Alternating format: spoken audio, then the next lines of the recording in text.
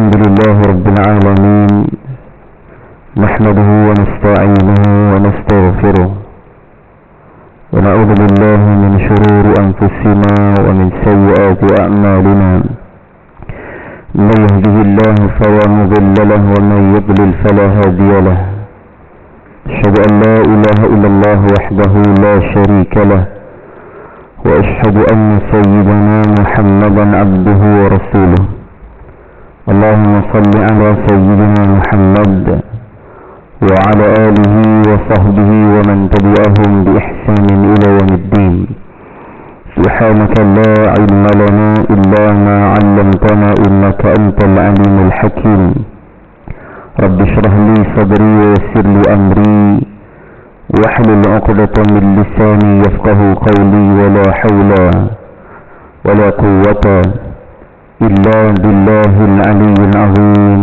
أما بعد قال الله تعالى في كتابه الكريم أعوذ بالله من الشيطان الرجيم إنا جعلنا ما على الأرض زينة لها لنبلوهم أيهم أحسن عملا صدق الله العظيم. Dirahmati Tuan Nazir, Kibala Nazir, para imam, para bilal, tuan guru, para alim ulama, para asatizah, ahli dan kuasa serta tuan-tuan dan puan-puan yang dirahmati Allah sekalian. Pertamanya sama kita merafakkan syukur kepada Allah Subhanahu wa taala kerana dengan izin berlimpah kurnianya pada pagi yang penuh barakah ini dapat kita berhimpun sama dalam rumah Allah Subhanahu wa taala. Sama-sama kita dapat menyelesaikan solat fardu subuh secara berjemaah dan seterusnya kita berehat seketika dalam satu majlis ilmu yang penuh dengan rahmat dan keberkatan daripada Allah. Mudah-mudahan temuan kita pada pagi ini memberikan sedikit manfaat buat kita insya-Allah.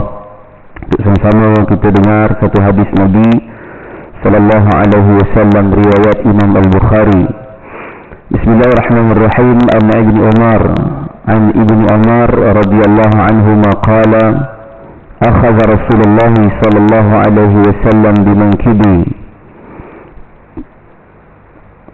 qala kun fid dunya ka'annaka gharibun aw 'abir sabil.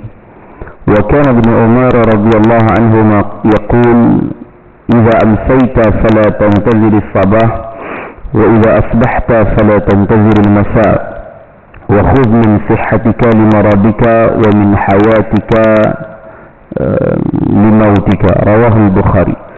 Bismillahirrahmanirrahim. Daripada Ibnu Umar radhiyallahu anhuma. Saya sebelum baca hadis biasanya saya akan perkenalkan dulu sahabat-sahabat yang meriwayatkan hadis ni, sebab kita tak kenal sangat sahabat-sahabat Nabi ni. Sebab tu satu benda yang selalu saya tekankan berkaitan dengan sirah sahabat, sirah Nabi, dia adalah satu penyucian jiwa yang paling berkesan, tazkiyatun nufus, penyucian jiwa, berbanding daripada yang bukan tak boleh belajar bab-bab mazmumah mahmudah tu belajar juga, tetapi benda yang paling utama yang kita perlu tahu adalah sirah Nabi 63 tahun, sirah sahabat-sahabat, dan sahabat ni ada 140,000 orang kiraan paling banyak. Ulama kirakan 140,000 orang sahabat. Ada yang sebut 120, ada yang sebut 90,000. Itu ikutlah pada kiraan kita, tapi kiraan paling banyak yang pernah ulama kira adalah 140,000 orang. Ini yang berada di Arafah ketika Nabi SAW melakukan Hujjatul Wada'. Hujjatul Wada', haji perpisahan ataupun haji yang terakhir. Nabi buat haji sekali je kan. Nabi buat haji dalam seumur hidup dia sekali je. Umrah 4 kali dalam hidup Nabi SAW. Jadi sebab itu saya sangat suka untuk memperkenalkan siapa dia sahabat-sahabat Nabi ni. Walaupun ini adalah sahabat dipanggil sebagai sirarus sahabah, sahabat yang kecil. Dia ada 2 kategori sahabat, satu kibarus sahabah, satu sirarus sahabah. Sahabat yang besar, senior. Sirarus sahabah, sahabat yang kecil, junior. Jadi di sahabat-sahabat ni ada 2 jenis. Ada yang besar dewasa, ada yang kanak-kanak masih lagi kecil. Tapi tetap namanya adalah sahabat. Sebab title sahabat ni Allah sebut dalam Al-Quran, mereka diiktiraf, endorsement, pengesahan oleh Allah tentang mereka ini adalah orang yang paling terbaik. Allah sebut dalam surah Ali Imran ayat 110, kuntum khaira ummatin ukhrijat linnas. Kamu adalah umat yang paling terbaik yang dikeluarkan di tengah-tengah manusia. So kamu yang Allah sebut kuntum tu, itu pastilah merujuk kepada para sahabat, takkan kita, tuan-tuan. Sebab kita turun ayat ni pun kita tak lahu lagi. Sebab kita belajar bahasa Arab, kuntum, antum, itu semua adalah mukhatab, mesti bercakap depan mata. Kita pun kalau dalam bahasa Melayu kita sebut awak, kamu, mesti dia ada depan mata. Kamu tolong dia ambil makanan sekejap, awak tolong ambil makanan sekejap, dia mesti ada depan mata. Dia takkan kata dia tolong ambil makanan. Dia itu adalah ghaib yang tak nampak. Tapi bila Allah sebut kuntum, pastinya Allah turunkan ayat pada zaman Nabi itu, Allah merujuk kepada semua para sahabat. Kamu semua para sahabat khair umat yang paling terbaik. Dan Nabi pun iktiraf dalam hadis Nabi, dalam riwayat Al-Bukhari, Nabi kata khairun nasi qarni, manusia terbaik itu kurun aku. Manusia terbaik kurun aku. Satu kurun 100 tahun, satu hijrah sampai 100 hijrah. Ini semua zaman sahabat. Dan mana sahabat yang terakhir meninggal dunia pada tahun 94 hijrah, Anas bin Malik radhiyallahu anhu. Dia adalah sahabat yang terakhir. So Anas bin Malik meninggal dunia di Kufah, di Basrah. Dia kata Kufah, Basrah mana? Sebab tu Iran sekarang ni. Dia meninggal dekat sana. Meninggal sejak Anas bin Malik, maka tu ada lagi dah sahabat. Dialah yang terakhir, diriwayatkan adalah yang terakhir meninggal dunia. Summa lazina yalunahum. Kemudian satu kurun setelahnya kurang sikit kebaikan, kemudian satu kurun setelahnya kurang sikit kebaikan. 101 sampai 200 ini zaman tabi'in, 201 sampai 300 hijrah ini zaman tabi'in. Dan yang inilah yang kita biasa dengar. 1 hijrah sampai 300 hijrah tu gelaran mereka adalah salafus salih. Dialah salafus salih. Dan lepas daripada 300 tu, 301 sampailah sekarang ni 1004 lebih ni, nama dia adalah khalaf, ujung ke belakang. Yang selepas daripada salaf ni, itu nama dia khalaf. Jadi sahabat-sahabat Nabi ni diiktiraf oleh Nabi, oleh Allah Subhanahu Wa Taala. Dan lebih yang diiktiraf oleh Allah ialah kita tengok dalam surah At-Taubah ayat ke-100. Iktiraf bahawa Allah memberikan redha-Nya pada mereka. Itulah kata Allah, was-sabiquna al-awwalun minal muhajirin wal ansar wallazina ittaba'uhum bi ihsanin radhiyallahu anhum wa radu an. Orang-orang yang awal masuk ke dalam Islam daripada kalangan muhajirin dan ansar.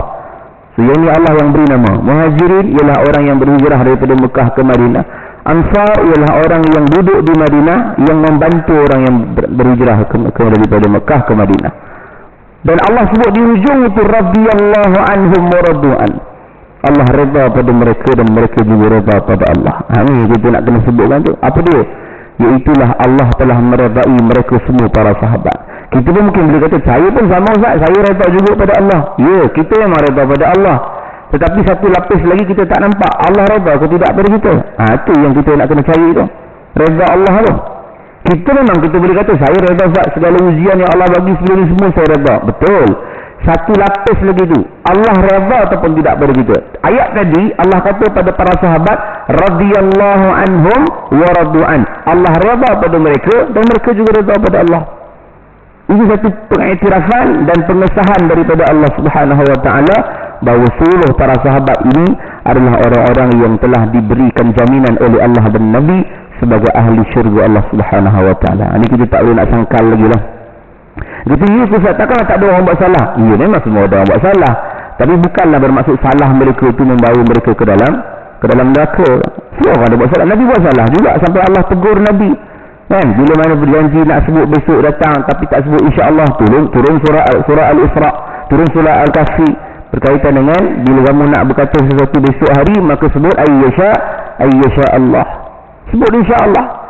Allah juga tegur Nabi ketika mana Abdullah bin Umi Maktum, ketika mana datang dia untuk nak menerima cerita tentang Islam, tapi Nabi tak tegur dia sebab ada orang tengah Nabi attend. Dan ketika itu turunlah surah Abasa wa tawalla an ja'ahu al-a'ma. Turun ayat itu. Tapi bukan bermaksud Nabi, Allah tegur Nabi menunjukkan Nabi itu salah besar sampai masuk neraka, tak.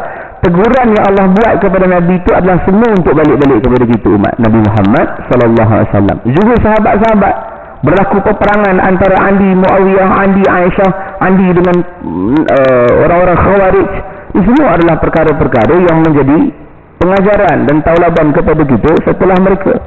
Bukan maksud mereka, tapi yang Ali berperang dengan Aisyah, banyak sahabat-sahabat yang syahid, mesti neraka. Tak boleh. Kita tak boleh terpengaruh dengan dakwah Syiah ni, tuan.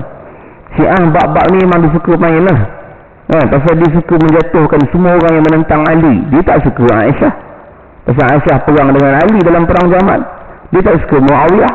Pasal Muawiyah serang Ali ataupun perang dengan Ali dalam perang Siffin. Dia tak suka Abu Bakar. Dia laknat Abu Bakar. Dia tak suka Umar. Dia tak pernah tengok satu video di masa PKP dulu. Penganut Syiah tu. Dia tuduhnya COVID ni datang sebab Abu Bakar. Apa kena mengenal lah? Punya tak ada kerja. Kalau kita pun tengok video tu kata apa hal lah. Kalau orang tak dengar cerita ni barangkali mungkin dia terpengaruh. Sebab mereka tak suka pada Abu Bakar. Mereka tak suka pada Umar. Sebab jawatan Abu Bakar tu sepatutnya diberikan kepada Ali. Tentang Syiah ni dia macam-macam jenis ada. Ada Syiah tu 5, 7, Imamiyah, Ja'fariyah semua adalah. Ekstrim, paling ekstrim ialah dia bukan saja melaknat para sahabat, Jibril pun dilaknatkan. Ini paling ekstrim. Pasal apa? Pasal dia kata Jibril ni salah hantar wahyu. Patut bukan pada Nabi, pada Ali lah dia hantar. Ini ekstrim. Sudah jangan main-main dengan Jibril kan. Jibril tu kalau kita tengok depan mata tu besarnya Jibril alaihissalam ni. Nabi tengok dia 2 kali dalam bentuk asal. Sepanjang-panjang 23 tahun Nabi dapat wahyu ni, 13 tahun di Mekah, 10 tahun di Madinah. Nabi hanya tengok Jibril 2 kali saja dalam bentuk asal. Lain semua menyerupai. Menyerupai orang tua, menyerupai orang yang musafir tapi tak macam musafir. Tapi nak sebutkan bahawa ketika mana Nabi SAW bertemu dengan Jibril alaihissalam 2 kali tu, pertama ketika mana wahyu pertama turun. Jadi wahyu pertama turun bukan ketika tu Jibril menyerupai manusia ke orang tua. Ya, itu dalam gua. Ketika Nabi turun daripada Jabal Nur tu, daripada Gua Hira tu, Nabi pusing belakang dan tengok di atas langit, tu semua Jibril alaihissalam dalam bentuk asal. Itu yang balik Nabi ni dalam keadaan apa? Ketakutan, balik menggigil dan berjumpa dengan isteri Khadijah. Dia kata zammiluni, selimutkan aku. Dan kali kedua adalah ketika di Sidratul Muntaha, ketika berlakunya peristiwa Mi'raj. Isra' belum lagi. Isra' masih lagi Jibril menyerupai. Mi'raj naik atas tu, lagi pertama, lagi kedua, ayat ketiga sampai Sidratul Muntaha. Maka Allah kata walaqad nazratan ukhra inda Sidratul Muntaha dalam surah An-Najm. Allah katakan bahawa sekali lagi kami tontonkan kepada Muhammad, iaitulah Jibril alaihissalam, iaitulah ketika di Sidratul Muntaha. Waktu itu Nabi tengok Jibril dalam bentuk asal. Besarlah Bapak Jibril ni. Dan kebanyakannya Jibril dia akan menyerupai sahabat Nabi yang namanya Dihya Al-Kalbi. Itu dia punya penyerupaan yang biasanya Jibril akan serupakan muka. Sebab Dihya Al-Kalbi ni duduk jauh, bukan di Madinah, dia duduk di pedalaman jauh sikit. So kalau Jibril menyerupai Dihya datang di Nabi, orang semua tengok, oh ni Dihya ni bukan Jibril. Kalaulah kata Jibril jumpa Abu Bakar, tak pelik tiba-tiba datang jumpa Abu Bakar, Abu Bakar yang asal datang, kan pelik dia 2 orang. Tapi ini sebenarnya adalah kuasa Allah Subhanahu Wa Taala. Dan Jibril alaihissalam, dia punya besar dia ada 400 sayap kanan dan 400 sayap kiri. Saya nak sebut tentang Jibril ni. 400 sayap kanan dan 400 sayap kiri. Dia ada sayap banyak. Ada Allah sebut dalam Quran ajnihah, sayap tu. Tapi kita jangan bayang yang cerita-cerita filem orang putih tu. Ada sayap betul. Dia kalau benda gaib, dia boleh bayang dekat akal kita, maknanya itu bukan dia. Gaib ni benda tak boleh bayang. Allazina yu'minuna bil ghaib, orang yang beriman kepada perkara-perkara gaib. Semua benda yang tak nampak, pahala, dosa, syurga, neraka, kiamat, syurga yang mengalir di bawahnya sungai-sungai, jannatun tajri min tahtiha al-anhar. Ni pun tak boleh bayang. Kalau bayang macam tentang macam rumah saya rosak yang ada sungai bawah, bukan. Itu bukan dia. Pasal syurga dia tak boleh bayang. Bidadari tak boleh bayang. Kalau boleh bayang tu maksud tu bukan bidadari lah. Sebab Nabi sebut banyak kan sifat-sifat tentang bidadari. Kalau dia cantik, wangi, putih dia tu sampai boleh mengalir air kat tekak tu, nampak air lalu. Tapi tak boleh bayang. Dia jangan bayang. Ada orang bayang, dia kata satu bidadari hantu tadi tak punya takut kan. Pasal dia boleh bayang. Kalau boleh bayang tu baru maksud bukan dia. So Jibril ni besar, benda yang tak boleh dia bayang. Tapi nak sebutkan bahawa besarnya Jibril alaihissalam, 400 sayap kanan dan 400 sayap kiri. Satu sayap saja dibuka, 399 tertutup, 400 sebelah kiri tertutup. Sama besar dia dengan 7 lapis langit dan 7 lapis bumi. Satu sayap saja dibuka, 399 masih lagi tertutup. Okay? Itu malaikat Jibril alaihissalam. Ada lagi besar pada Jibril? Ada. Walaupun Jibril ni adalah Sayyidul Malaikah, penghulu kepada segala malaikat. Dia penghulu tak semesti besar, ataupun ketua tak semesti besar. Ada lagi besar. Malaikat Mikail besar, malaikat Israfil besar, malaikat Hamalatul Arash yang memikul arash Allah besar. Semua tu besar. Israfil besar sebab dia nak tiupkan segala tu bagi hancur langit dan bumi, lagi besar lah kan. Lebih besar lagi yang disebutkan tentang malaikat. Tujuannya kenapa Allah buat besar?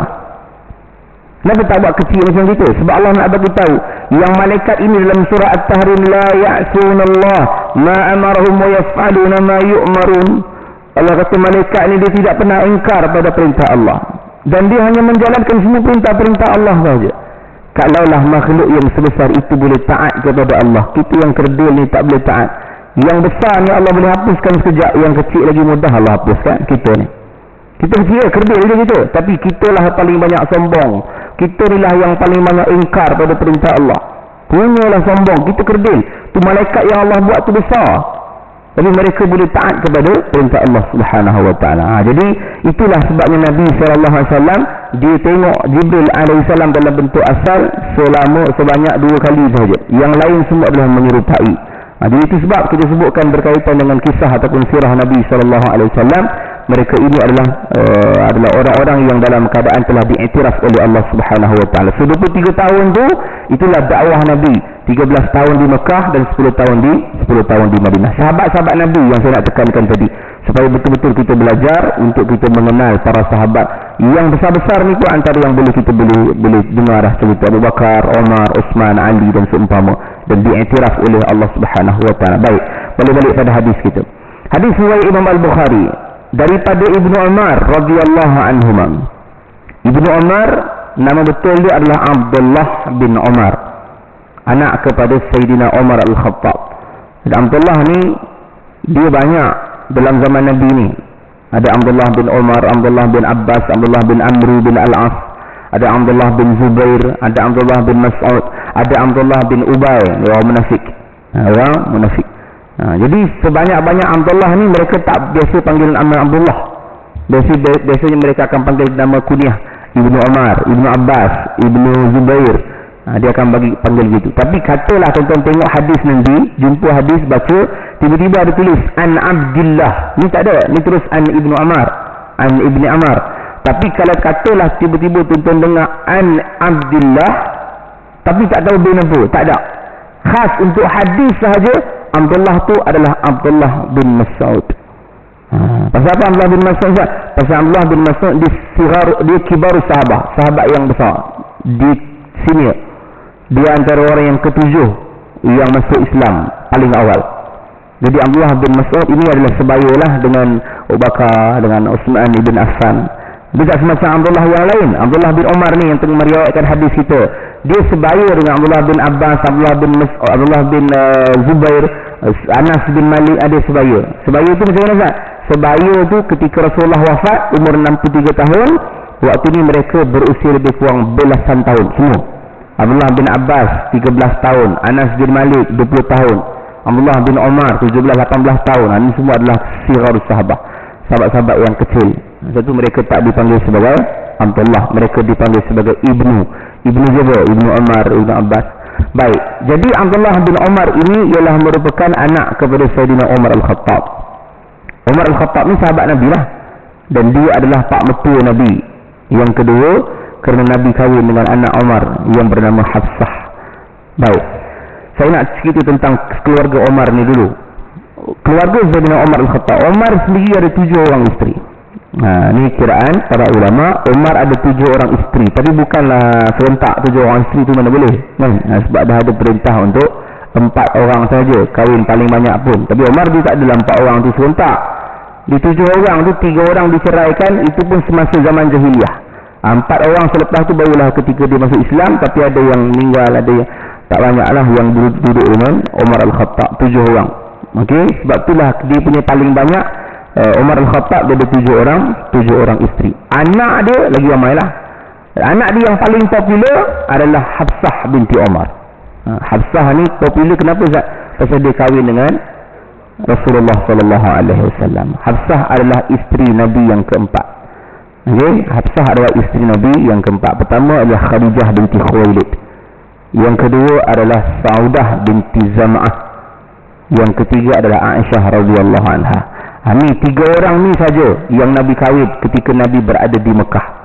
Okey, ya, lain tu selepas daripada Nabi berhijrah ke Madinah. Sebelum Nabi berhijrah 3 orang ni je. Khadijah dah meninggal.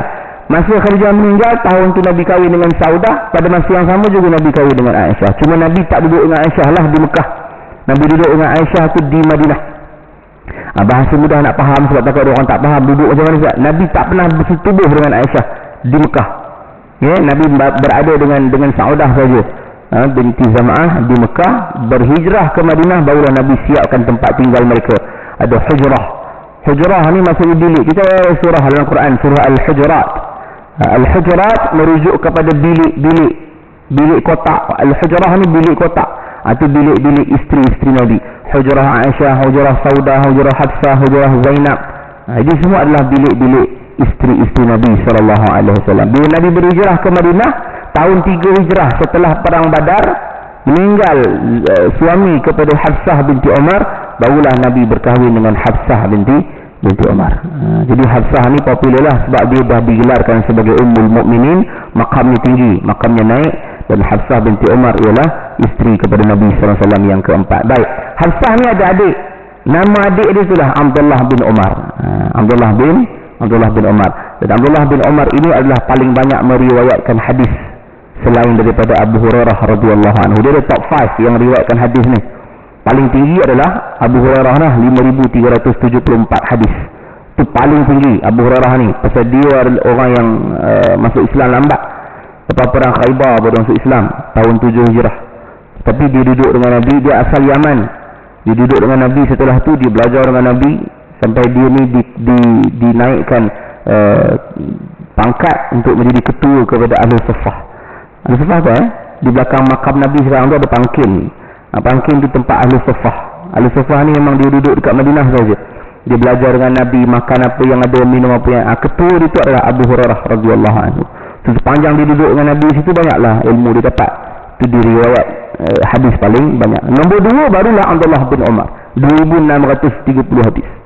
Banyak. Lepas tu barulah Abdullah bin barulah Anas bin Malik, kemudian baru Aisyah, kemudian baru Abdullah bin Abbas. 5 orang ni top 5 yang paling banyak meriwayatkan hadis. Baik, ini 2 orang sahaja ataupun anak Umar Al-Khattab yang sama ibu.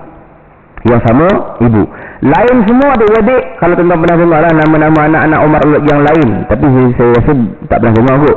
Yang ni yang paling popular lah, Hafsah dan Abdullah bin Umar. Dia adalah adik-beradik yang sama mak, bapak sama lah Umar Al-Khattab.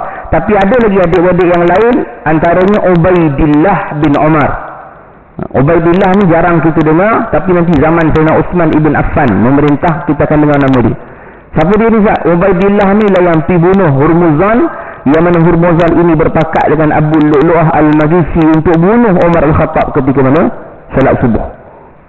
So Ubaidillah ni tak berapa popular sangat nama dia, tapi cukuplah sekadar kita kenal itu dulu. Nanti ada masa kita akan cerita lagi tentang Ubaidillah bin Umar. Itu mak lain. Ada lagi isteri Umar Al-Khattab yang lain, anak dia nama Asim. Asim ni pun jarang dengar nama kan. Tapi nanti kita tengok dia punya anak cucu dia tu, dia popular anak cucu dia. Baik, Asim ni satu orang anak Umar Al-Khattab yang mak dia lain daripada Hafsah dan juga Abdullah dan juga Ubaidillah. Saya nak cerita tentang Asim ni dulu. Zaman ketika mana Umar Al-Khattab dia memerintah 10 tahun menjadi khalifah Islam yang kedua. Lepas Nabi wafat, naik Abu Bakar. Abu Bakar perintah 2 tahun saja. Meninggal Abu Bakar, naik Umar Al-Khattab. Umar memerintah 10 tahun. So, sepanjang 10 tahun ni, perangai Umar Al-Khattab, dia suka tengok semua rakyat-rakyatnya di luar, di rumah dia. Mana tengok sahabat-sahabat, tengok rakyat-rakyat dia susah ke senang malam hari. So, ketika mana dia berjalan, tengok rumah-rumah orang ada yang susah ke, ada yang tak susah ke, dan bila dah selesai tengok, dia pun berehat di sebelah sebuah rumah. Ada rumah, tapi dia rehat di luar. Bila dia rehat di luar, dia dengar ada perbualan di antara anak dan juga emak, anak perempuan dan juga emak dalam rumah. Tuan-tuan jangan bayang rumah dulu macam rumah hotel ni berbatu-batu. Dulu pakai tanah liat, dulu pakai pelepah kamar je, boleh nampak, boleh dengar dari luar. Jadi Umar pun rehatlah kat luar, dan dia orang tak tahu Umar kat luar. Umar dengar perbualan tu dekat luar. Akhirnya mak dia kata dalam tu, dia kata, wahai Kak Long, dia kata, dah ke kamu siapkan barang-barangan untuk kita jual besok? Mereka ni jual susu kan. Mereka ni adalah keluarga yang jual jual susu. Dah ke kamu buat siap sedia tentang barangan yang kita nak jual besok? Kata Kak Long tu, dah wahai mak, siap dah, aku dah siapkan semua dah. Mak dia nak ajar jahat pada anak dia tu, wahai Kak Long, tambahlah air sikit dalam susu supaya kita boleh untung lebih sikit. Oh, mak Kak Long, mak dengar perbualan dia ni. Jadi bila mak dia suruh anak dia buat jahat, anak dia dalam keadaan terkejut lah. Dia kata, wahai mak, bukankah Amirul Mukminin Umar Al-Khattab pernah pesan pada kita, jangan tipu dalam perniagaan, jangan curang dalam perniagaan. Wailul lil mutaffifin, jangan tipu dalam perniagaan. Umar dengar. Tapi bila mak dia dengar Kak Long dia kata gitu, mak dia kata, Umar bukan Nabi pun malam ni ya. Pada Umar kan? Lebih mengejutkan Umar ketika mana anak dia kata, wahai mak, walaupun Umar tidak ada pada malam ini, tetapi Tuhan Umar ada. Lagilah cair hati Umar Al-Khattab kan? Dan dia pun balik, dia tandalah rumah mana yang semalam tu, dia tanda rumah tu, bukan rumah tanda macam Piramli tu, Pangkah tu kan? Tapi nak tandakan, besok dia nak datang. Besok dia nak datang pergi ke rumah orang perempuan yang hebat ni dengan mak dia tadi, untuk masuk meminang anak yang hebat tadi, anak perempuan yang hebat tadi. Bukan untuk dia, untuk anak dia tadi, nama Asim tadi tu. Jadi Asim ni dia dikahwinkan dengan wanita yang hebatlah tuan-tuan. Pasal ni adalah syarat ataupun guideline yang Nabi suruh kita cari menantu perempuan ataupun isteri. Yang Nabi kata, tilkil mar'atul arba', kahwinlah kamu dengan perempuan itu dengan 4 perkara. Li jamaliha, wa li maliha, wa li nasabiha, wa li diniha. Tengok dia punya kecantikan dia, harta dia, nasab dia, agama dia. Tapi Nabi sambung hujungnya, fazfar bizatid din taribat yadak. Kalau kamu tak dapat yang lain-lain, kamu tengok agama ni pun cukup dah. Agama ni hebat, dia akan melahirkan cantik, akan melahirkan kecukupan, akan melahirkan anak-anak yang hebat. Cukup. Tapi bila Umar Al-Khattab tengok perempuan tu hebat, walaupun dia duduk seorang di rumah, tak berani buat maksiat, Umar tu bawa rombongan besok untuk meminang bagi anak dia Asim bin Umar dan kahwin dengan perempuan ni. Dan akhirnya Allah kurniakan satu orang anak perempuan untuk mereka ni. Asim kahwin dengan wanita hebat, dapat satu orang anak perempuan namanya Laila. Laila ni nanti besar, dia kahwin dengan satu orang laki-laki yang hebat namanya Abdul Aziz. Laila kahwin dengan Abdul Aziz. Allah kurniakan satu orang anak yang hebat, menggoncangkan dunia. Namanya adalah Omar juga. Nama dia adalah Omar bin Abdul Aziz. Saya ingat yang ni kita pernah dengar lah. Omar bin Abdul Aziz, satu orang khalifah yang memimpin kerajaan Bani Umayyah. Hanya 2 tahun saja perintah, tetapi boleh mengubah keseluruhan pentadbiran kerajaan Islam pada ketika itu. 2 tahun je. Dia sejak Abu Bakar lah. Abu Bakar hebat. Dan tengok moyang dia lah. Moyang dia Umar Khattab. Dia Umar bin Abdul Aziz, dia cicit kepada Umar Khattab, hebat lah. Ada masa nanti kita tengok cerita tentang Umar bin Abdul Aziz ni, hebat dia. Jadi ini antara keluarga Sayyidina Umar Khattab. Ada banyak lagi lah sebenarnya saya nak cerita tentang keluarga Sayyidina Umar Khattab, tapi cukup sekadar itu dulu untuk kita nak faham berkaitan dengan siapa dia keluarga Sayyidina Umar Khattab. Sebab salah seorangnya adalah perawi hadis yang kita nak bincangkan hari ini, itulah Ibnu Umar ataupun Abdullah bin Umar. Jadi kata Abdullah bin Umar, qala, hadisnya kita masuk hadis. Akhadha Rasulullah sallallahu alaihi wasallam bimankibi. Satu hari Rasulullah datang jumpa dengan aku, kata Abdullah bin Umar, dan Rasulullah pegang bahu aku. Rasulullah pegang bahu. Tuan-tuan, ulama-ulama muhaddisin, dia tak akan lepaskan dalam hadis tu satu benda dan satu perkataan pun. Kalau kata kita baca hadis, kita baca ambil yang matan tu sudahlah. Kun fid dunya ka'annaka gharibun aw abiru sabil. Kita akan ambil itu je. Jadilah kamu dalam dunia ini sebagai orang yang asing, jadilah kamu dalam dunia ini sebagai orang yang mengembara. Kita akan ambil itu. Tapi ulama muhaddisin khususnya yang mengkaji hadis, mereka akan cari satu persatu kenapa Nabi buat macam tu. Antara yang saya nak tekankan di sini, kenapa Nabi kena pegang bahu. Itu poin saya. Kenapa Nabi kena pegang bahu? Cakap je tak boleh. Tadi siapa tadi kita sebut Nabi dengan Abdullah bin Umar. Abdullah bin Umar ni dia adalah anak Sayyidina Umar Al-Khattab dan dia adalah adik kepada Hafsah binti Umar. So maksudnya Abdullah bin Umar ni adalah adik ipar Nabi sallallahu alaihi wasallam. Masih muda. Abdullah bin Umar ni masih muda, lebih kurang 10 tahun. Nabi sallallahu dah 50 lebih dah, nak masuk 60 tahun dah. Maknanya jauh beza dengan Nabi sallallahu umur 40 tahun lah beza umur Nabi dengan Abdullah bin Umar. Tapi ulama kata kenapa Nabi kena pegang bahu Sayyidina Abdullah bin Umar? Cakap saja tak boleh. Maka ulama pun bahas dan kaji benda ni. Kenapa? Rupanya bila nak memberikan sesuatu nasihat, yang paling berkesan ialah dengan sentuhan. Kan? Nak bagi kita punya nasihat, nak bagi kita punya kata-kata supaya benda tu berkesan, pegang dia tu, sentuh dia tu, lebih connection daripada kita cakap secara jauh. Contoh anak kita buat masalah, anak kita ni lasak kalau kita semua, anak tak dengar kata apa semua, kita boleh bercakap, dia dekat sana, kita dekat sini, kita kata belum, kenapa lah lasak sangat, kan abang dah pesan jangan lasak-lasak. Mungkin dia dengar, tapi dia boleh keluar masuk kanan, keluar kiri telinga dia. Tapi kalau dia pegang tangan anak dia tadi, ataupun peluk anak dia, belai sikit kepala dia, peluk dia dan sumpah sayang dia, connection untuk mendapatkan nasihat tu lebih kuat. Seperti mana Nabi sebutkan dan Nabi buatkan kepada para sahabat. Banyak kan Nabi buat, bukan hanya Abdullah bin Umar.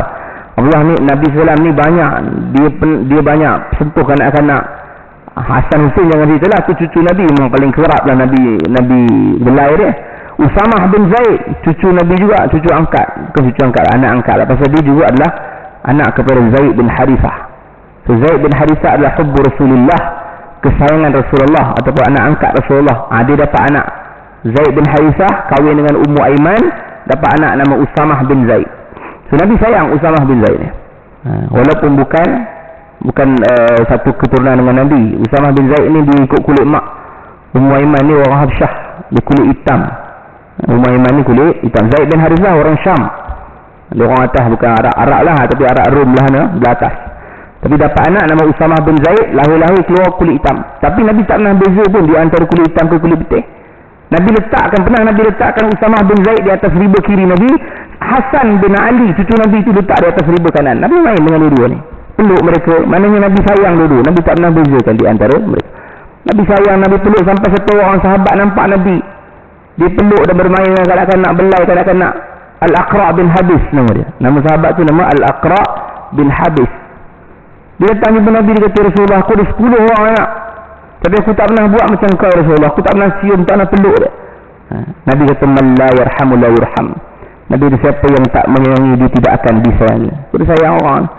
Tapi Nabi SAW. Sebab tu ulama-ulama bahas kenapa kena pegang. Pegang tu adalah daripada sudut nak menyambungkan apa yang dia nak disampaikan. Connection tu lebih berkesan lah.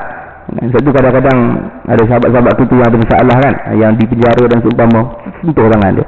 Dia sentuh saja kan, sentuh dan cakap lah, belai, pegang, peluk dia akan cepat touching.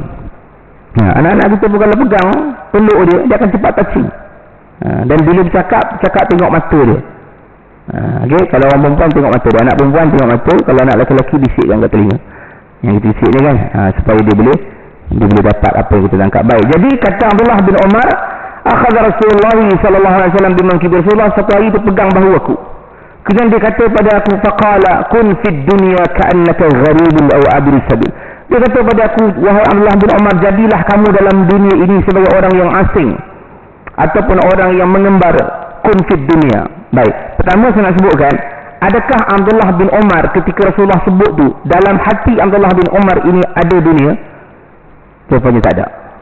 Dan Abdullah bin Umar ini adalah satu orang sahabat yang 100% hidupkan sunnah Nabi, yang walaupun bukan sunnah ibadat. Nabi berjalan satu tempat, Nabi dah wafat dah, Nabi berjalan satu tempat, waktu Nabi hidup tu, Nabi pernah elak pokok dekat jalan tu. Waktu Nabi dah wafat, Abdullah bin Umar pun jalan waktu kat situ. Tetapi ketika mana orang tengok Abdullah bin Umar, dia pun tundukkan sedikit diri dia, seolah-olah macam ada pokok. Orang tanya, pasal apa kau tunduk Abdullah bin Umar? Padahal tak ada pokok pun. Sebab dia kata, aku dulu tengok Nabi jalan macam ni lah dia. Sebab nak elakkan pokok tu, dia tunduk sikit. Jadi sebab aku nak ikut Nabi, aku tundukkan juga walaupun tak ada pokok. Ini salah satu lah. Dan dia antara orang yang paling banyak menghidupkan sunnah, kecil ataupun besar, semua hidupkan. Jadi Abdullah bin Umar ini. Jadi adakah Abdullah bin Umar ini hatinya ada dunia? Jawapannya tak ada. Jangan kata Abdullah bin Umar, semua para sahabat tak ada dunia dalam hati. Mazmumah tu, sifat tercela tu dalam hati tak ada. Macam mana saya tahu? Baik, saya bagi contoh satu je, yang Nabi sebut dalam hadis Bukhari dan Muslim. Nabi kata, al-ashara mubashirin bil jannah, 10 orang yang dijamin syurga oleh Nabi. Abu Bakar fil jannah, wa Umar fil jannah, wa Uthman fil jannah, wa Ali fil jannah, wa Sa'ad bin Abi Waqqas fil jannah. Semua 10 orang ni, adakah Nabi sebutkan mereka ini masuk syurga setelah mereka wafat, ataupun mereka masih hidup lagi? Mereka hidup lagi. Dan mereka dengar nama mereka disebutkan oleh Nabi. Abu Bakar, awak syurga. Umar, awak syurga. Uthman, awak syurga. Ali, awak syurga. Tapi nak membuktikan bahawa ada mazmumah ataupun tidak dalam diri mereka, adakah setelah Nabi jamin mereka masuk syurga, mereka tak datang masjid dah? Tak nampak dah Abu Bakar. Mana Abu Bakar lama tak nampak dia. Haji Abu Bakar mungkin lah. Sayyidina Abu Bakar tak kan. Kan? Sayyidina Abu Bakar antara orang yang lepas dijamin semua para sahabat lah. Selepas dijamin saja, lebih banyak amalan-amalan dibuat. Pasal apa? Pasal mereka bukan buat kerana untuk nak masuk syurga lagi. Perang Tabuk tahun 9 Hijrah. Nabi wafat 11. Nabi suruh himpunkan semua harta-harta. Para sahabat himpunkan harta. Abu Bakar paling banyak harta. Paling banyak berikan harta mereka kepada jalan Allah. Sehingga tak ada lagi harta yang tinggal. Sehingga Nabi kata, ma'abaqaita li ahlika ya Abu Bakr. Ketinggalkan apa untuk Allah? Ketinggalkan apa untuk keluarga engkau, wahai Abu Bakar? Kata Abu Bakar, abqaitu lahum Allah wa Rasulah. Aku meninggalkan Allah dan Rasulnya saja untuk mereka. Ni antara sahabat yang pertama Nabi jamin syurga, ibadat dia begitu. Pembayangkan. Cubalah nama kita tuan-tuan dijadikan satu masuk orang syurga. Datang masjid pagi ni. Tak datang dah lah. Tu jumpa kat Mesa Mall. Lama tak nampak pergi surau masjid. Syurga dah Ustaz. Datang buat apa kata dia kan. Sebab tu kita tak hidup zaman Nabi. Kita duduk jauh 1400. Pasal dalam hati kita ada mazmumah. Mazmumah tu macam mana Ustaz? Kita rasa macam kita ni adalah orang yang hebat lah. Ujub, riak, takabur, dengki. Dengki pun mereka tak ada kan para sahabat ni. Kita pernah cerita dulu bahawa Khalid Al-Walid ketika mana dilantik oleh Abu Bakar As-Siddiq menjadi ketua tentera, Abu Ubaidah waktu itu ketua perang Yarmouk, dia ketua. Ketika mana orang tak cukup, Abu Ubaidah dituliskan surat pada Abu Bakar suruh hantar lagi tentera. Maka Abu Bakar tuliskan surat kepada Khalid Al-Walid untuk datang bawa 9,000 tentera sekaligus naik menjadi ketua tentera. Bila Khalid sampai, Abu Bakar meninggal, wafat, demam, meninggal.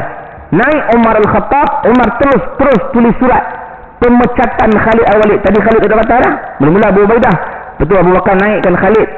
Umar naik, Umar tulis surat untuk pecat Khalid. Turun balik Khalid, naikkan balik Abu Ubaidah Al-Jarrah. Kenapa jadi disebut? Tapi bila mana telah dipecat Khalid Al-Walid, Khalid tak merajuk kan? Cubalah kita baru sampai, dah patut dapat jawatan ni, tiba-tiba kita dipecat. Tak ada harapan dah duduk situ. Balik semula ke tempat kita. Pasal ke situ kita mungkin dapat pengaruh yang lebih kuat. Tapi orang tanya pada Khalid, wahai Khalid, kau tak terasa apa ke bila Umar pecat kau? Dia kata, inni wallahi la uqatil min ajli Umar, walakin min ajli Rabbi Umar. Aku perang ni bukan sebab Umar. Aku perang ni kerana Tuhan Umar. Sebab tu mereka tak pernah dengki pun. Khalid tak pernah dengki pada Abu Ubaidah. Abu Ubaidah pun tak pernah dengki pada Khalid. Dan kenapa Umar Khattab tuliskan surat? Ini supaya nak bagi nampak gambaran kenapa Umar tuliskan surat pecat ni. Sebab Umar nak betulkan pemahaman ataupun i'tiqad para sahabat supaya tidak menganggap bahawa Khalid Al-Walid adalah pemegang ataupun penaung ataupun kita punya pergantungan. Sebab Khalid Al-Walid dalam sejarah hidup dia tak pernah kalah dalam peperangan, baik jahiliyah, kufur ataupun baik Islam. Semua peperangan dia menang. Yang dia ketuai semua dia menang. Dan mungkin sahabat-sahabat yang kata, kita ada Khalid, jangan salah kita menang, takut dia berlaku macam tu.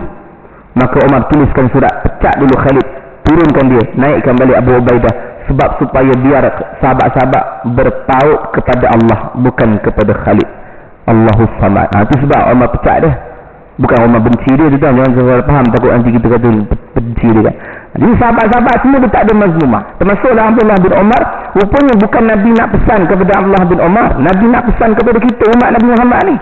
Sebab lepas pada tu Abdullah bin Umar akan cerita pada sahabat yang lain, akan cerita pada tabi'in, cerita pada tabi'in, cerita pada ulama, sampailah hari ni kita dengar hadis ni. So rupanya Nabi nak sampaikan tu adalah kepada kita. Kun fid dunia. Semua umat Nabi Muhammad, jadilah kamu dalam dunia ini gharib, itulah orang-orang yang asing. Dunia ni tuan-tuan, satu benda yang tidak ada manfaat dunia ni. Dan Allah sengaja jadikan dunia ini sebagai satu ujian buat kita. Dari awal mukadimah kita dah baca surah Al-Kahfi ayat ke-7. Inna ja'alna ma'al ardi zinatan laha linabluwahum ayyuhum ahsanu amala. Kami jadikan di atas muka bumi ini zinah, perhiasan-perhiasan. Tujuannya linabluwahum ayyuhum ahsanu amala, untuk menguji mereka semua siapa di kalangan mereka yang lebih baik amal-amal salihnya. Itu tujuan Allah jadikan dunia adalah untuk uji kita. Bukan saja Allah tak, bukan kita Allah bagi kita nikmat ni sebagai kita lupa pada akhirat, tak. Allah sengaja letakkan kita dekat sini sebagai linabluwahum, ujian buat kita semua. Itu ujian tu Allah bagi pada kita. Dan sebab itulah Allah sebut juga dalam Al-Quran, innamal hayatud dunya la'ibun wa lahun. dunia ni kata Allah, kehidupan dunia ni adalah macam la'ibun, macam permainan, walahun, hiburan. Kita pernah tengok anak-anak yang bermain dekat taman-taman permainan ni, pada petang kan, lepas asar main pukul 6:30. Percaya kalau kita tak panggil dia balik, dia akan terus main sampai malam. Ya, dia akan terus main sampai malam, main sampai kita panggil balik, maghrib ni balik, baru balik. Sebab apa? Sebab dia tak diperingatkan. Diperingatkan, dah maghrib dah gelap dah, baru balik. Dunia kata Allah la'ibun walahun, macam tu. Kita yang sedang duduk dalam dunia ni, tak ada orang yang tegur kita, kita akan hanyut main saja semua malam. Kita ni tak ada orang tegur kita dalam dunia, kita akan hanyut sampai kita mati. Sebab itulah dituntut untuk datang ke majlis ilmu. Sebab apa? Kita tak nak leka dekat luar la'ibun sana tu. Supaya kita duduk, kita ambil benda-benda yang akhirat, kita keluar balik, kita ada bekalan supaya kita tak hanyut dalam dunia. Sebab dunia ni sebagai permainan saja. Tak ada orang tegur. Ada orang yang dia hanyut dalam dunia. Dia tak ingat langsung nak cari akhirat. Sebab apa dia kata, Ustaz, kita hidup sekali ni Ustaz. Kita hidup sekali ni, kita buatlah semua. Betul. Sebab tu kalau kadang-kadang kita nampak, kenapa ada orang yang dia lebih kaya pada saya Ustaz. Kadang-kadang ada orang tu dia tak semayang, tak ikut perintah Allah, tapi dia lebih banyak sihat dia tu. Fir'aun pun kaya tuan-tuan. Fir'aun pun tak pernah sakit. Kaya raya. Qarun kaya raya, walaupun dia tak taat kepada Allah. Sebab apa? Sebab Allah sendiri sebut dalam surah Hud ayat ke-15, kata Allah, man kana yuridul hayatad dunya wa zinataha nuwaffi ilaihim a'malahum fiha wa hum fiha la yubkhasun. Allah kata, siapa nakkan dunia dan segala isinya, kami akan bagi pada mereka, dan kami tak akan kurangkan sikit pun apa yang mereka minta. Walaupun mereka minta taat pada Allah, walaupun mereka ini adalah orang yang tidak Islam, tidak beriman pada Allah, ambil, kami bagi. Dan kami tak pernah kurangkan pun. Tapi kata Allah dalam ayat ke-16 tu, ulaika allazina laysa lahum fil akhirati illa an-nar. Mereka besok di hari akhirat tak akan dapat apa-apa lagi dah, melainkan mereka akan dihumbankan ke dalam neraka Allah. Itu dunia. Sebab tu kadang-kadang kita nak katakan bahawa dunia ni tak apalah, kita tak dapat banyak pun tidak menjadi masalah. Sebab dunia ini tidak ada apa-apa pun yang Allah Subhanahu Wa Taala berikan kepada kita. Sebab dia tak ada manfaat. Kata Syekh Abdul Qadir Al-Mandiri dalam kitabnya Penawar Bagi Hati, dunia itu tak boleh memberikan manfaat pada kita di hari akhirat. Wal akhirah, dan tapi akhirat itu yang boleh memberikan manfaat kepada kita di hari akhirat. Mana amalan-amalan yang kita buat ni. Sebab tu kadang-kadang kita katakan kita ni perlu ada juga akhirat. Tapi bukan bermaksud kita tak ambil dunia lagi selang-selang lah. Lepas habis dengan hadis ni langsung tak nak kerja, tak nak makan, tak nak minum, jangan. Dunia kena ambil juga, cuma kaitkan dia dengan akhirat, barulah dia akan dapat pahala. Contoh macam ni, kadang-kadang kita terlupa dengan niat tu. Nabi sebut innamal a'malu binniyat. Setiap amalan itu dengan niat. Maknanya semua amalan kita kena dengan niat lah. Datang tadi pasal apa? Niat tu Allah nilai kat situ. Tidur malam tadi pasal apa? Makan pasal apa? Minum pasal apa? Ada orang kadang dia makan saja, lepas tu dia kenyang, alhamdulillah dia. Tapi tak niat, dia akan dapat dunia sajalah. Tapi kalau dia makan sambil niat dalam hati, Allah aku nak makan ni, semoga aku makan ni memberikan kekuatan pada badan, aku boleh jadi orang yang untuk beribadat lebih daripada engkau. Niat, makan pun menjadi akhirat, pahala tu.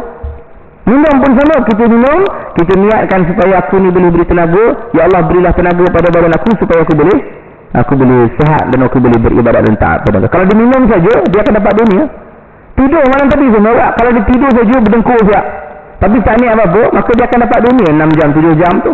Tapi kalau dia niat, ya Allah aku nak tidur ni untuk rehatkan badan, pagi esok aku nak bangun, aku nak menuju balik kepada engkau untuk taat pada Allah. Sebab tu dituntut untuk kita baca doa kan, doa bangun tidur. Apa dia? Alhamdulillahillazi ahyana ba'dama amatana wa ilaihil nusyur. Wa ilaihil nusyur tu bukan sahaja balik kepada Allah, tapi aku bangun ni hai Allah, aku nak menghadap engkau untuk beribadat kepada engkau. Tu nusyur. Ya, mana nak menunjukkan bahawa kita setiap ibadat yang kita buat tu perlu ada niat. Kita duduk dalam masjid ni pun duduk saja, tak niat apa-apa, dia dapat duduk lah. Tapi kalau dia niat untuk iktikaf, kan dia duduk. Sesuatu dia bergantung kepada niat. So dunia yang kita buat sepanjang-panjang hari, daripada bangun tidur sampai tidur balik ataupun bangun balik, sebenarnya kata Imam Al-Ghazali dalam kitabnya Bidayatul Hidayah, tidak ada langsung dunia. Kita sendiri boleh createkan menjadi akhirat. Yang kita kerja je 8 pagi sampai 5 petang, itu semua boleh kait dengan akhirat. Kerja dengan niat ibadat, tak ada maksiat, tak ada benda haram, semayang jaga, aurat jaga, dia akan jadi ibadat sepanjang kita bekerja tu. Sebenarnya akhirat mana dunianya? Tak ada sebenarnya. Yang dunianya ada pada bila?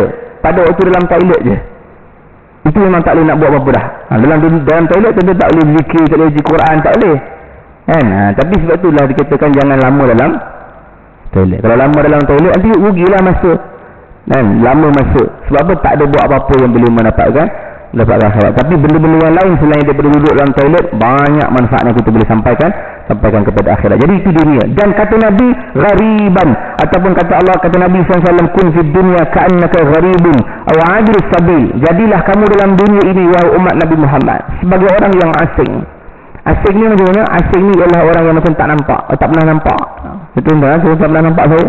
Ustaz nampak ustaz ni besar. Tu gharib tu. Tapi bila dah lama-lama esok panggil lagi ataupun esok datang lagi, baru semua nanti lain kali datang, dah biasa tengok dah. Lepas tu Nabi sambung, aw 'abir sabil, ataupun kamu jadi orang yang seperti mengembara. Sebab asing ni kadang-kadang dia ni datang singgah aja. Ada orang datang singgah, ada masjid lah, semayang sekejap, dia singgah, dia tak pernah nampak tu. Dia orang luar kot, tak pernah nampak. Lepas tu dia keluar, dia balik-balik, rupanya dia singgah sekejap saja. Lepas tu tak nampak-nampak dah. Itu gharib. Nak menunjukkan juga adalah dia singgah untuk semayang saja, tak berhenti lama dan tak duduk lama. Beza dengan orang yang dia tak pernah tengok pun kat sini, tapi tengok, dia orang baru ni. Lepas tu besok nampak lagi, ni orang baru juga ni, semalam nampak dah. Besok pun tengok, pun tanya, bawa pindah ke? Bawa pindah kat taman sini. Contoh gitulah. Lama-lama dia tak jadi gharib dah. Lama-lama kita akan nampak, dia dah biasa dekat sini dah. Dan sebab itulah hadis Nabi sambung, au adrus sabil. Maksud gharib itu adalah seperti orang yang mengembara. So, duduk dalam dunia ni, kata Nabi SAW, jangan anggap bahawa kita ni akan kekal. Semua akan mati. Semua orang, kullu nafsin za'iqatul maut, semua akan mati. Tapi yang berjaya itu kata Allah, faman zuhziha 'anil nar wa udkhilal jannata faqad faz wa mal hayatud dunya illa mata'ul ghurur. Siapa yang diselamatkan Allah daripada masuk ke dalam neraka dan dimasukkan dia ke dalam syurga, maka itulah faqad faz, kemenangan yang sebenar-benarnya, kejayaan yang sebenar-benarnya. Ujung bawah tu Allah kata, wa mal hayatud dunya illa mata'ul ghurur. Kehidupan dalam dunia ni adalah perhiasan saja, benda-benda yang tak ada manfaat pun, penipuan saja dalam dunia ni. Tapi orang yang benar-benar faham, aku ni sebenarnya kehidupan aku kekal dekat mana? Ke akhirat. So aku nak bawakan aku punya diri dan amalan aku ni bawa ke akhirat, supaya apa yang kita buat ni esok kita akan nampak di hadapan Allah Subhanahu Wa Taala. Jangan terlalu confident dengan apa yang kita dah buat. Kadang-kadang ada orang dia berzat, saya alhamdulillah sejak daripada saya umur 10 tahun tak pernah miss saya punya semayang jemaah di masjid. InsyaAllah yang seorang masuk syurga, walaupun disebut insyaAllah, belum tentu. Sebab tanda wujud dah ada pada dia. Wujud ni macam mana? Dia rasa amalan yang dia buat tu boleh bawa dia masuk dalam syurga. Jangan, kita tak boleh rasa macam tu. Kita rasakan bahawa kita masih lagi tak cukup amalan, tak cukup pahala. So kita akan buat lagi. Kita punya graf ibadat tu akan naik lagi. Mudah-mudahan ketika tengah naik tu, Allah ambil nyawa kita. Waktu itulah kepuncaknya iman kita, dan dengan harapan untuk kita nak dapatkan rahmat dan redha Allah, akan menyebabkan kita dibawa oleh Allah untuk masuk ke dalam syurga Allah Subhanahu Wa Taala. Mudah-mudahan saya doakan semua yang hadir pada pagi ini, Allah Subhanahu Wa Taala mengampunkan segala dosa-dosa kita, dan sebagaimana Allah himpunkan kita pada pagi ini, insya-Allah kita dihimpunkan semula oleh Allah di dalam syurga Allah Subhanahu Wa Taala, insya-Allah. Alhamdulillah, perkongsian kita pada pagi ini berkaitan dengan hadis Al-Bukhari ini menjadi manfaat pada kita untuk kita amalkan dalam kehidupan. InsyaAllah ada masa jumpa lagi pada masa akan datang. Wallahu a'lam, aqul qawli hadza wa astaghfirullahal azim li wa lakum. Assalamualaikum warahmatullahi wabarakatuh. A'udzubillahi minasyaitonir rajim. Bismillahirrahmanirrahim. Alhamdulillah rabbil alamin, wassalatu wassalamu ala asyrafil anbiya wal mursalin wa ala alihi wa sahbihi ajma'in. Ya Allah rahmanir rahim, kami mohon kepadamu ya Allah, ampunkanlah segala dosa kami, dosa kedua ibu kami, dosa pasangan dan anak-anak kami, dosa kaum kerabat kami, dosa kaum muslimin dan muslimat sekalian ya Allah. Ya Allah, matikan kami dengan mati yang baik, jangan matikan kami dengan mati yang tidak baik. Kurniakan kematian buat kami dengan kalimah la ilaha illallah. Wa sallallahu ala sayyidina Muhammad wa ala alihi wa sahbihi wa sallam. Walhamdulillahi rabbil alamin. Taqabbalallahu minkum.